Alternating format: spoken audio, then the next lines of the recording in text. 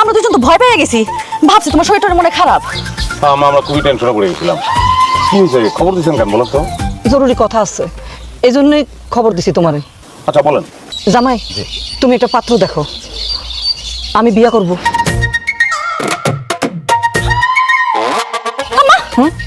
তুমি এসব কি কইতেছো? বিয়া করবা মানে? খারাপ কিছু তো বলি নাই, ঠিক কথাই তো বলছি। আমার স্বামী মারা গেছে সেই কোন কালে, তারপর আমার ছেলে সে তো তার বউ নিয়ে ঢাকা শহরেই পড়ে আছে। জামাই, তুমি একমাত্র আমার কাছাকাছি আসছো, তোমার উপর আমার অগাধ বিশ্বাস, তুমি আমার অভিভাবক, তুমি একটা পাত্রের ব্যবস্থা করে দিতে পারবে না? আমা, আপনি কি মজা করতেছেন না সিরিয়াসলি বলতেছেন? জামাই বাবাজি, মানুষজন তো বিআইনের সঙ্গে ঠাট্টা মস্করা করে, তুমি তো আমার মেয়ের জামাই, তোমার সাথে আমি ঠাট্টা মস্করা কেন করতে যাব? তাহলে আপনি শিওর এই চিন্তা করছেন? কেন জামাই, তুমি ব্যবস্থা করে দিতে পারবে না? পারবো না কেন? পারবো, একটু বেশি চেষ্টা করতে হইব এই আর কি। পারবো না এমন তো কোনো কথা নাই, অবশ্যই পারবো।